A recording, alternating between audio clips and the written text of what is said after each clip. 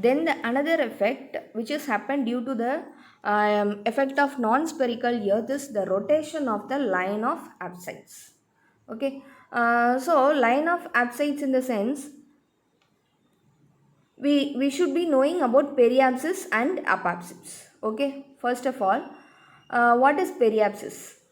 For a satellite moving in an elliptical orbit about another celestial body, that could be earth, moon, sun, or whatever, that could be another celestial body, the point of closest approach is called the periapsis. Okay, and at this point in the orbit the object is traveling at its greatest speed. This is according to the Kepler's second law. Okay, and apapsis, okay, it refers to for a satellite moving in an elliptical orbit about another celestial body, the point of farthest approach is called the apapsis. Okay, and the line of apsides. Now I am coming to the definition of line of apsides. This is an imaginary line defined by an orbit's eccentricity vector. Okay, and we have already studied about the eccentricity vector. You can go through the video of Keplerian elements. Okay,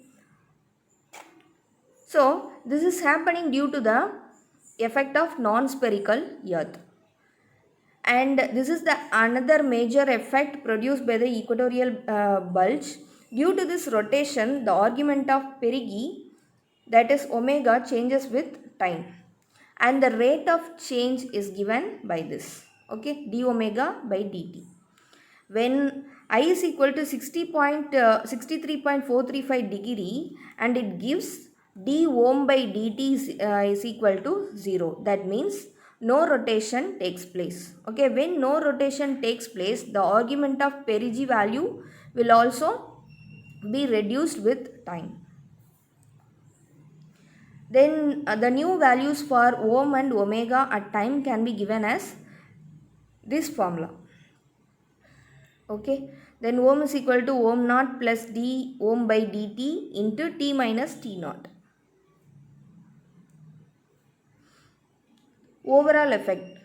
So finally the satellite drifts as a result of the regression of the nodes, and the latitude of perigee changes as a result of the rotation of line of apsides.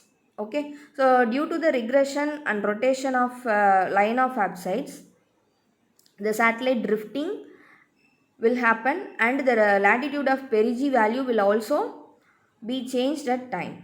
Okay, then if the inclination I is equal to 90 degree, then regression of nodes is equal to 0, and the rotation of line of apsides can also be given by this formula minus k by 2. Okay, so after one period, then perigee angle is given by minus kp suffix a by 2. Okay, then the time between crossings at the ascending node, and this is given by p suffix a into 1 plus k by 2 into n. This is the period observed from earth. Then equatorial ellipticity. The earth is not perfectly circular in the equatorial plane also. It has a small eccentricity of the order of 10 power minus 5, and this value is known as the equatorial ellipticity. Okay, the satellites which are currently in service are prevented from drifting. Okay, and these type of satellites can be prevented from drifting by using station keeping maneuvers. But old satellites which are out of service, for these type of satellites we cannot prevent from its drifting.